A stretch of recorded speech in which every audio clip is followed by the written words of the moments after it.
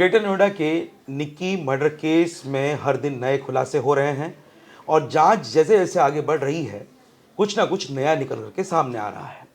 अभी सबसे बड़ा जो सवाल है वो ये है कि निक्की का मोबाइल फ़ोन कहाँ है।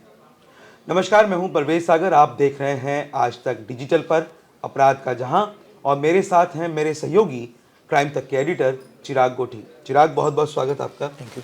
चिराग, निक्की का मामला बहुत तूल पकड़ रहा है, लगातार इस पर चर्चा हो रही है। हमारे दर्शक भी इस पर नज़रें लगाए हुए बैठे हैं और तमाम जो लोग हैं नोएडा, ग्रेटर नोएडा के और आसपास दिल्ली एनसीआर में इस केस को लेकर काफ़ी चर्चा हो रही है।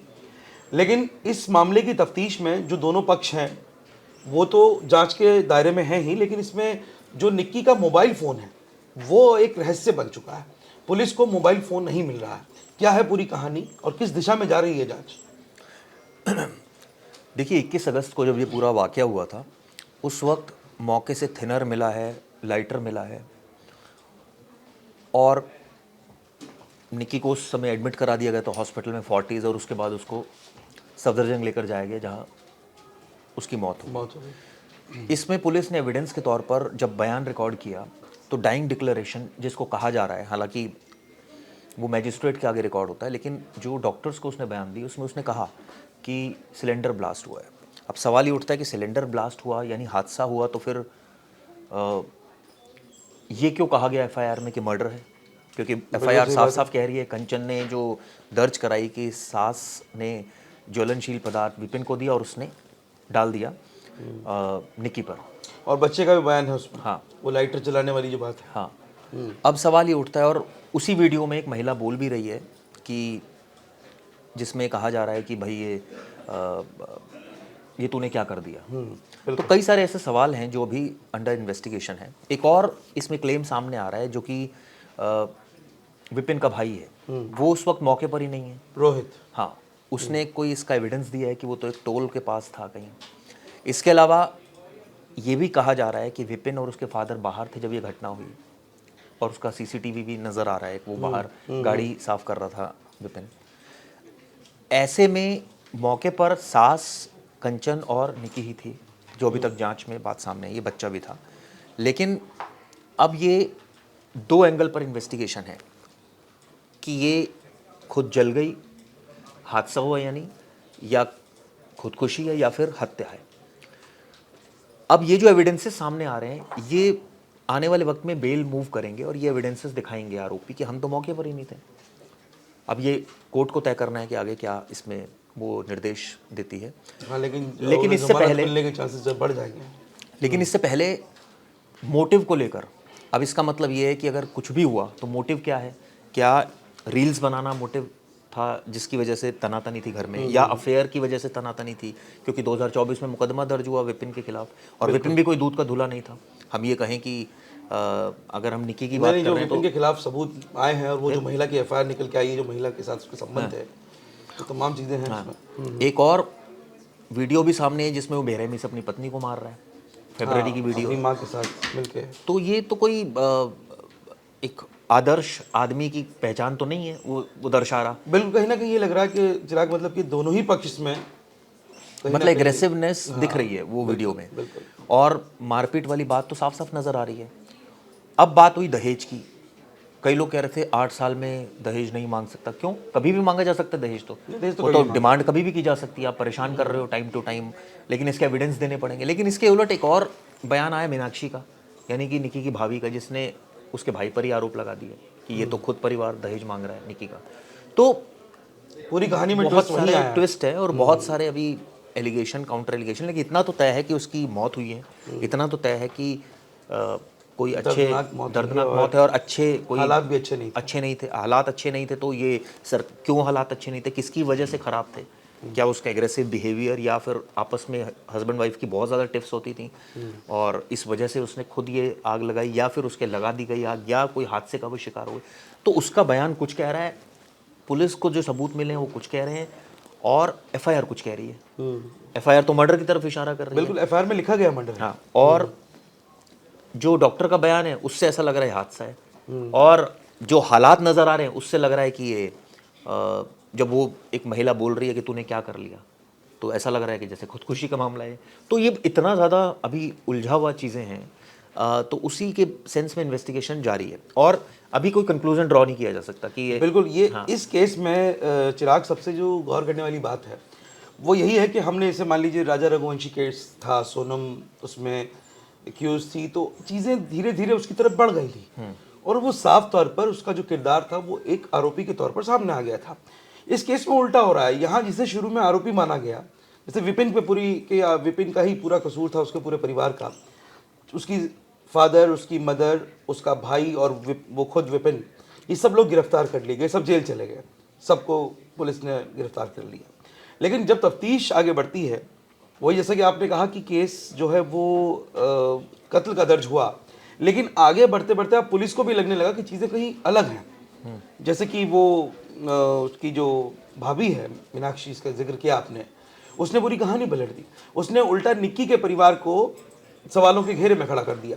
इधर जो निक्की का परिवार है वो अभी तक विपिन को ही विलन बनाने में तुला था, लेकिन जो टेक्निकल एविडेंस है जो निकल के सामने आ रहे हैं, तो कहीं ना कहीं ये मामला इतना ज़्यादा उलझ गया कि निक्की की मौत जो है वो हत्या है या सुसाइड है, ये भी बड़ा मामला उलझा हुआ है। पुलिस इस पे भी कश्मकश में है शायद, और सारे जो इलेक्ट्रिक एविडेंस हैं और प्लस जो मौका वारदात पे मिले सबूत हैं या जो भी फॉरेंसिक ने वहाँ जांच की होगी, वो तमाम सबूत इस केस में बहुत ज़्यादा अहम हो जाते हैं। लेकिन इसकी जो इन्वेस्टिगेशन है वो यकीनन बहुत उलझी हुई है और पिक्चर साफ नहीं हो रही है।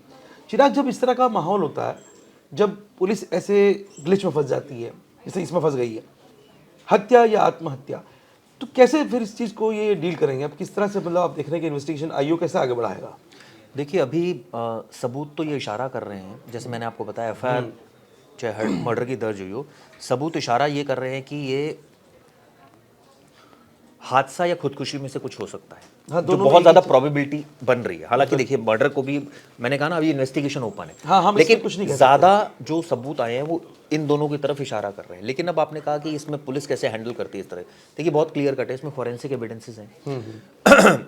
मौके से जो चीज़ें मिली हैं उनको भी आप इग्नोर नहीं कर सकते, प्लस ये भी इग्नोर नहीं कर सकते कि उसकी मौत हुई है। तो अगर ये ठीक है, सारी चीज़ें भी अगर मिनिमाइज भी कर दीजिए तो सबसे ये तो है ना कि डाउरी इसमें डेथ है, डाउरी तो इन्वॉल्व है, डाउरी डेथ इसमें इन्वॉल्व है बिल्कुल ना, और डाउरी की डिमांड कर रहे थे। और इसमें ये कहा जाना कि भाई वो क्यों अरेस्ट हो गया, वो क्यों हो गया, देखिए डाउरी डिमांड में कई बार किसी का डायरेक्ट रोल होता है, किसी का इनडायरेक्ट रोल होता है, और अक्सर हमने देखा है कि डाउरी केसेस में सभी अरेस्ट होते हैं। हालांकि वही अरेस्ट होनी चाहिए जो डाउरी मांग रहे हैं, लेकिन अमूमन हमने देखा है कि पूरा परिवार कानून जो के होता है, लपेटे में सब हाँ, आ वो जाते हैं। सब आ जाते हैं। तो ये भी ठीक नहीं है, तो इसको इस सेंस में भी समझना चाहिए। लेकिन जहाँ तक बात है, अब आरोपी अगर ये सबूत दे रहा है कि मौके पर ही नहीं है, तो फिर ऐसे में तो बहुत ज़्यादा प्रोबेबिलिटी बन जाती है ना उसकी बेल की, कि भाई वो कहेगा मैं मौके पर ही नहीं हूँ, आप मुझे कह रहे हैं कि मैंने ये मर्डर में शामिल हूँ मैं। तो ये एक बहुत बड़ा इसमें ग्लिच है।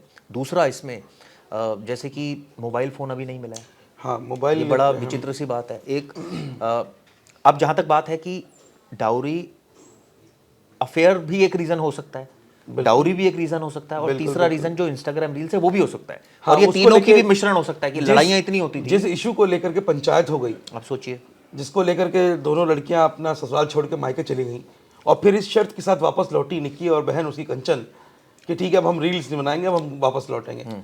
तो वापस आते हैं पंचायत के बाद और फिर से वो सिलसिला शुरू हो जाता है। तो घर में बवाल तो था, कलेश था उस बात को और लेकर। ऐसा भी नहीं है कि कोई विपिन का कैरेक्टर कोई बहुत पाक साफ हो, वो भी दिख रहा है हमें एफआईआर दर्ज 24 वाली जो FIR है और वो प्लस भी खुद आरोप इन दोनों ने भी लगाए हैं कि वो शराब पीता था और तमाम एक्टिविटीज़ करता था। तो कहने का मतलब ये है कि डाउरी डिमांड इसमें अब time to time over a period of time कैसे कैसे हुई है उसका एविडेंस इनको देना पड़ेगा भाई, या तो रिटर्न में कुछ देना, जो भी इन्होंने मैसेज किए या कोई धमकाया या कुछ कोई ऐसे एक सर्कमस्टांस बताना पड़ेगा कि मान लीजिए कोई गाड़ी की डिमांड कर रहे हैं, तो डिमांड कैसे कर रहे हैं, वर्बली तो कोई डिमांड नहीं करता, कई बार मैसेज भी किया होगा कि भाई मुझे गाड़ी चाहिए, अपने पापा को बोल या ये बोल।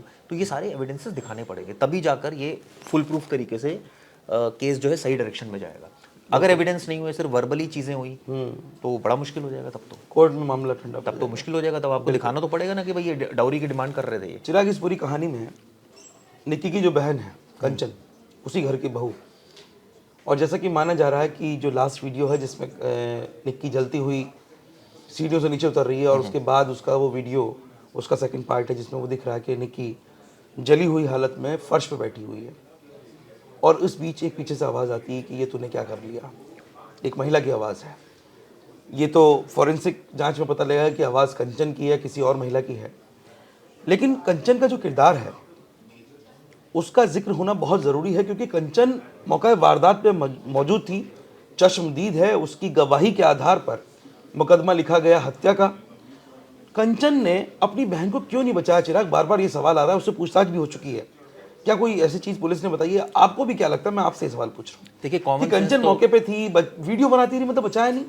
ये बड़ी विचित्र सी बात है कि भाई आपके घर का अगर कोई मेंबर इस तरह से जल रहा है तो पहला काम आपका क्या सगी है? बहन, आपका काम क्या है? उसको बचाना ना। बिल्कुल। लेकिन वहाँ वो एफर्ट दिखा नहीं। अब क्यों नहीं दिखा पता नहीं, ये तो जांच की बात है। लेकिन दूसरी बात जहाँ तक आपने कही कंचन की, आप ये बताइए कि अगर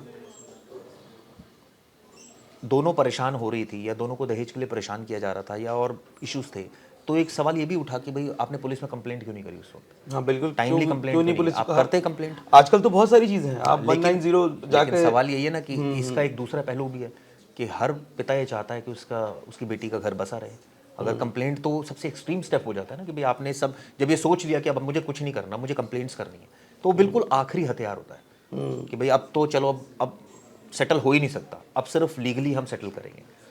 तो हो सकता है कि उससे पहले की कवायद चल रही हो कि कोशिश ये रही हो कि चलो सेटल कर लेंगे, थोड़ा पैसा दे भी दिया गया हो, टाइम टू टाइम दे दिया गया हो। लेकिन जहाँ तक बात है कंचन की, अगर ऐसी सिचुएशन क्रिएट हो रही थी तो उसको अपने पेरेंट्स को बताना चाहिए था, और अगर उसने बताया तो उन्होंने क्यों रिएक्ट नहीं किया? यही वजह है जो इसलिए रिएक्ट बिल्कुल नहीं किया, कोई बिल्कुल, और ये है? बात यहाँ तक पहुँचती नहीं। अगर कंचन इतनी इसमें जिम्मेदार थी और इतनी सारी चीज़ों से समझ में आ रही थी तो उसको अपने पेरेंट्स को बताना चाहिए था। लेकिन वारदात के वक्त भी जो उसका आचरण है और जिस तरह से अगर वीडियो वही बना रही है तो बेहद लापरवाही वाला मामला है कि कैसे एक बहन जो है सामने आपके जल रही है, जिंदा जल रही है, और दूसरी बहन सिर्फ वीडियो बना रही है, बचाए इसके कि उसको बचाए जा कर के या उसके ऊपर कुछ कंबल डाले या कोई कपड़ा डाले। सही बात है। तो ये बेहद हैरान करने वाली वो है। तो अभी चिराग, अब जो स्टेटस है इस केस का, अब वो क्या है? देखिए, अभी चारों गिरफ्तार हैं और यही माना जा रहा है कि अब आरोपी जो एविडेंसेस आए शायद बेल के लिए मूव करें।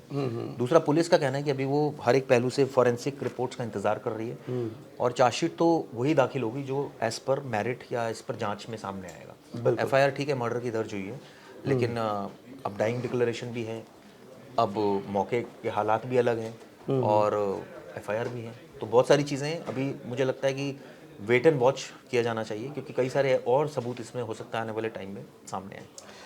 तो चिराग, जैसा कि बता रहे हैं कि निक्की मर्डर केस में बहुत सारी चीज़ें डेवलप हो रही हैं। इस पूरी कहानी में बहुत सारे पहलू हैं जिनको पुलिस खंगाल रही है। दोनों ही पक्ष कहीं ना कहीं इस मामले में उलझे हुए हैं। हम ऐसा नहीं कह सकते कि एक पक्ष जो है बिल्कुल साफ है और दूसरा पक्ष जो है वो बुरी तरह से इसमें फंसा हुआ है, ऐसा नहीं है। अब दोनों ही पक्षों पर उंगलियां उठ रही हैं और जांच में जो सबूत और जो फॉरेंसिक एविडेंस सामने आ रहे हैं उसी के हिसाब से चार्जशीट फाइल होगी। और सबसे अहम सवाल कि निक्की का मोबाइल फ़ोन अभी तक लापता है, जिसकी तलाश पुलिस कर रही है। हम इस केस पर लगातार नज़र बनाए रहेंगे। हमारे दर्शक लगातार कुछ ना कुछ सवाल, अपनी राय भी दे रहे हैं, तो अभी मुमकिन नहीं कि वो, क्योंकि बहुत संख्या में हैं, कि हम सबको यहाँ ले सकें। लेकिन बहुत सारे दर्शक अपनी राय दे रहे हैं कि वो एक तरफा ही मान के चल रहे हैं इस केस को, या वो है। लेकिन हम बता देंगे, जैसा कि अभी चिराग ने बताया भी, पूरा अपडेट आपको दिया कि दोनों ही पक्ष, दोनों ही पहलू इसमें एंगेज हैं और आगे अभी इसमें क्या होगा ये तो जांच के बाद ही पता चलेगा, चार्जशीट फाइल होने के बाद पता चलेगा। हम हर अपडेट आप तक पहुंचाते रहेंगे। तब तक आप देखते रहिए आज तक डिजिटल और मुझे दीजिए इजाज़त। नमस्कार।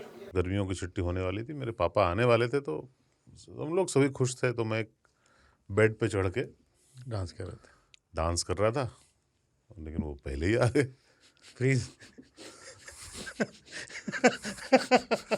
तो मैं उस समय तो कंटिन्यू नहीं कर सकता था ना, तो फ्रीज फ्रेम टाइप का हो गया। कसम पैदा कर